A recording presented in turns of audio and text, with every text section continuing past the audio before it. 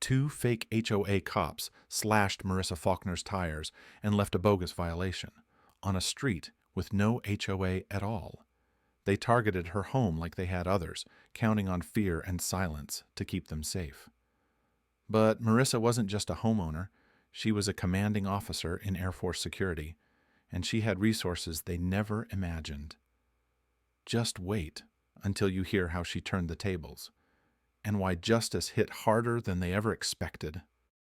The sun was low over the quiet suburban neighborhood of Rolling Pines, casting long shadows across manicured lawns and identical mailboxes. Owen Faulkner stood shirt-sleeved at the edge of his yard, trimming the hedge by hand, something he usually found calming after a full week at the engineering firm. His wife, Lieutenant Colonel Marissa Faulkner, had just returned from the Air Force Base 20 minutes earlier, her deep blue Jeep pulling into the driveway like clockwork. She'd barely said more than, "Back in 5, groceries," before disappearing inside, the screen door snapping shut behind her. But when she came back out with paper bags in both arms, her steps stopped cold. The vehicle was listing to one side. Both rear tires were flat. No, not flat. Slashed. Sliced open with surgical precision, straight across the sidewalls. The rubber edges peeled slightly outward, like someone had taken a blade to them intentionally. Owen dropped the hedge clippers. He crossed the lawn in 3 long strides, setting the bags down on the hood before crouching by the tire. One glance was enough. This wasn't a nail or a freak blowout. These were deliberate cuts, clean, curved slashes made by someone who knew what they were doing. Then he saw the paper. Tucked beneath the driver's side wiper blade was a printed notice on plain white copy paper, laminated with cheap plastic film and clipped at the corners to look official. It read, HOA Compliance Enforcement Notice of Violation, Unauthorized Vehicle Pursuant Hirao to HOA Code Section 14, 7.3. This vehicle has been disabled for non-compliance and is subject to impound. Removal without authorization may result in citation. Owen stood in stunned silence. Then his face tightened. "There's no HOA," he said, loud enough for his wife to hear. Marissa didn't respond. She was staring down at the slashed tires, her jaw clenched, one hand still holding a sack of oranges that now tilted dangerously to the side. "Roll the footage," she said quietly. Owen didn't ask which camera. He already knew. He turned on his heel and headed straight into the house, heart pounding faster than it should have. Inside, he pulled up the feed from the front driveway camera, one of 4 wired directly into a closed-loop DVR he'd installed himself. The timestamp read 14:36. 2 men had walked straight into frame, both dressed in nearly identical black polos with white block lettering that read HOA Compliance Enforcement across the back. One had a utility belt, the other carried a clipboard. Neither looked concerned. The taller one bent towards the Jeep, while the other kept lookout. Without hesitation, he reached into his pocket, pulled out what looked like a folding knife, and jabbed it once, then again into the tire. The rubber sagged instantly. Then he did the second one. The man with the clipboard glanced straight at the security camera, gave a little shrug, and actually waved. Not a frantic motion, just a casual, mocking flick of the fingers, like he was greeting an old neighbor. Owen watched in disbelief as the men tucked the fake violation under the wiper, took a slow lap around the Jeep, and strolled off down the sidewalk like they owned the place. His hands curled into fists. In a neighborhood with no HOA, these guys had just slashed an Air Force officer's tires, left a fake legal notice, and brazenly smiled for the cameras. Something wasn't just wrong, it was calculated. And the fact that they didn't care about being recorded told Owen one thing: they thought no one could touch them. The moment the sheriff's deputy glanced at the security footage and leaned back in his chair with a sigh, Marissa Faulkner already knew what he was going to say. "I mean, it's definitely messed up," he muttered, scratching his chin as the video played. "But unless they said they were actual police officers or used emergency lights, it's probably not impersonation. Looks like a civil matter to me." Marissa didn't respond right away. She just stared at him, the muscles in her jaw tightening with every second of silence. "A civil matter?" she repeated, her voice steady but low. 2 men slashed my tires, left a fake legal notice on private property.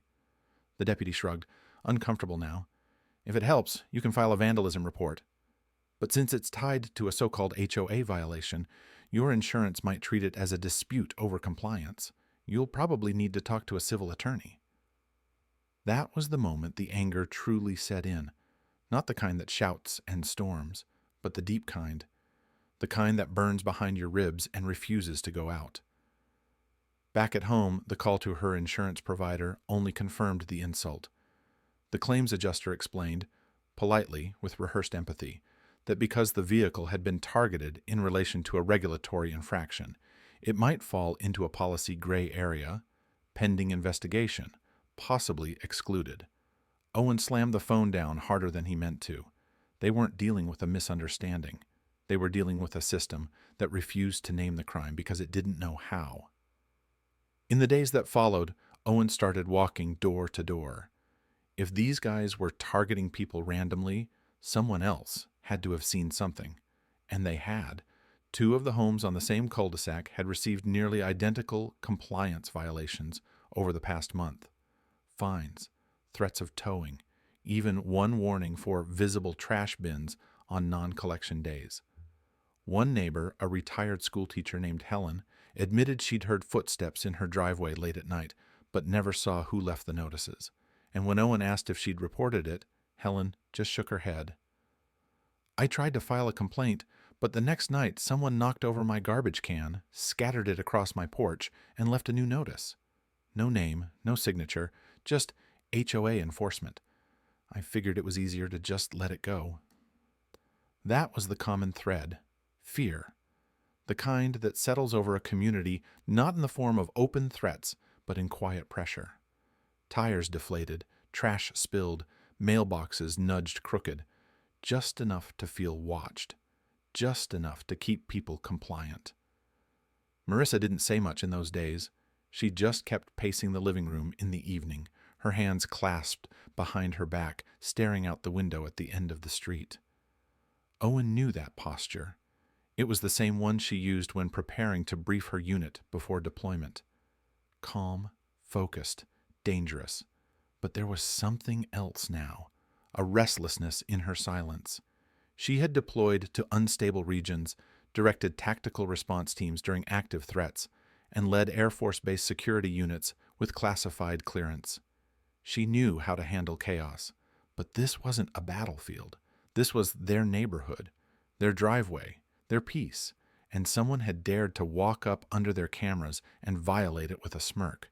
She wasn't afraid, but she was waiting, because whoever those men were, they hadn't just slashed a couple of tires. They'd made the mistake of picking the wrong home, and they had no idea who they'd just provoked. By Monday morning, something in Marissa Faulkner had changed. She didn't say it aloud, didn't announce a plan or rage about the injustice. Instead, she did what she'd been trained to do, switch from emotion to action. The quiet hours between dawn and daylight became her workspace. No hesitation, no wasted movement. She was back in mission mode. Owen watched as she cleared the dining table, set her laptop dead center, and spread out a notepad, 2 pens, and her encrypted phone. She didn't just want payback.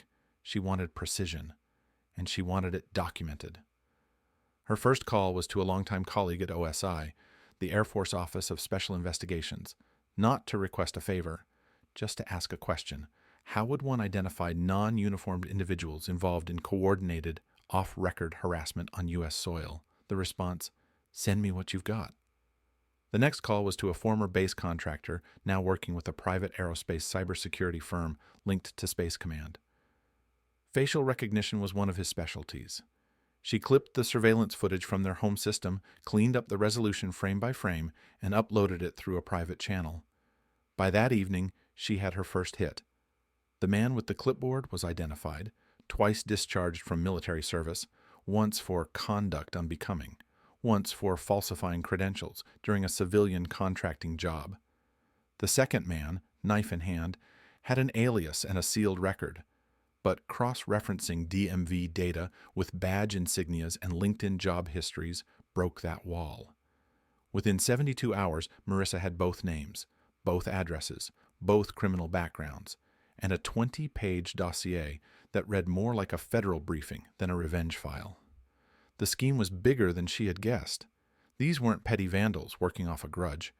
These men had been running a full-blown fake HOA compliance racket across 3 counties. Their targets were carefully chosen. Older homeowners unlikely to fight back. Women living alone. New families who hadn't yet memorized their rights. And, most telling of all, cars with out-of-state plates. The scam followed a tight cycle. Deliver a printed notice, slash a tire, or tip a trash can, then circle back within days offering resolution services for a small fee. If no one complied, they moved to passive intimidation, late-night door knocks, bogus citations taped to fences, or quiet damage that couldn't be traced. It was psychological warfare masked as neighborhood order. Marissa didn't just want justice. She wanted to dismantle the operation. So she compiled every detail, dates, locations, camera angles, public records, linked aliases, license plates caught on nearby ring cams. Then, without a word to Owen, she sent the full package to a contact at the Joint Base Security Forces Intelligence Unit. Her cover letter was short. Subjects appear to be targeting military-affiliated homes near base perimeters. Pattern suggests organized activity. The next email went to a liaison at the U.S. Marshal's office, someone who owed her a favor. She didn't push. She didn't ask for immediate arrest, just flagged it as a growing interstate fraud case tied to impersonation and harassment. And still, she wasn't done. Because for Marissa, gathering intel was never the end of a mission.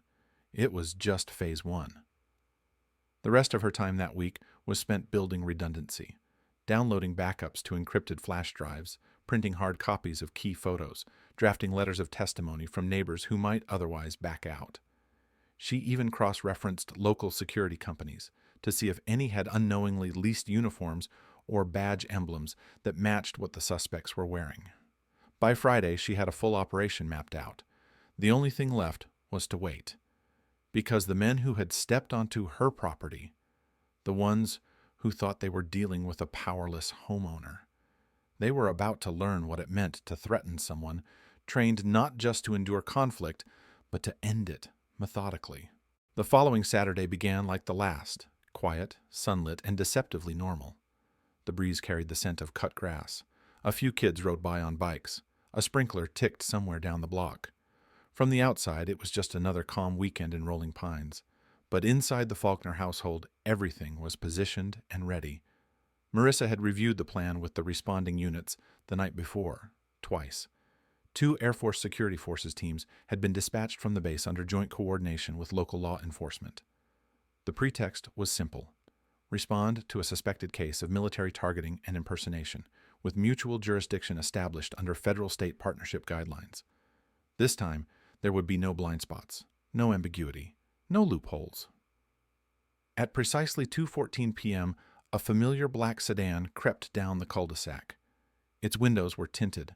The front bumper still bore a cheap magnetic HOA enforcement vehicle sticker. It rolled slowly to a stop right in front of the Faulkners' driveway.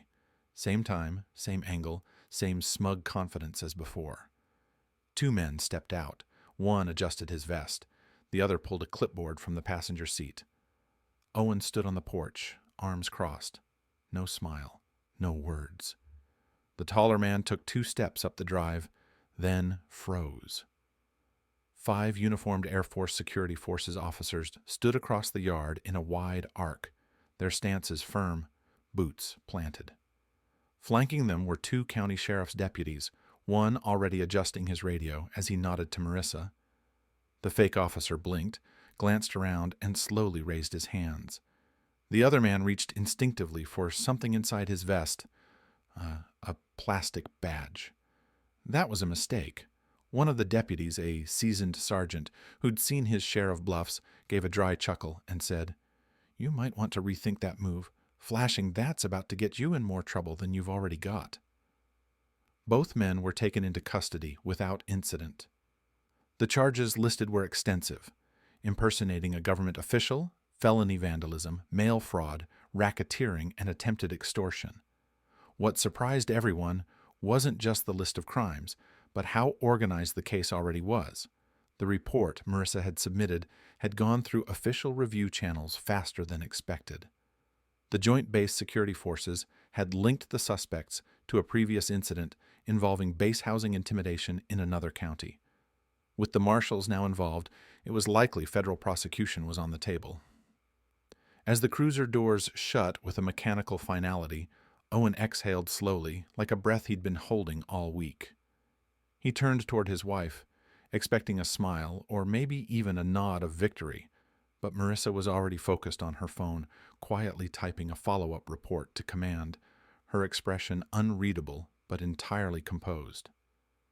"Guess they didn't check who they were messing with," Owen said, half under his breath. She didn't look up. Her fingers didn't pause. "They will now," she said evenly. And with that, the last piece of the operation fell into place. Not with sirens or spectacle, but with quiet, complete control. Justice had been served, and the people, who thought they could act with impunity, had learned at last what it meant to pick the wrong driveway.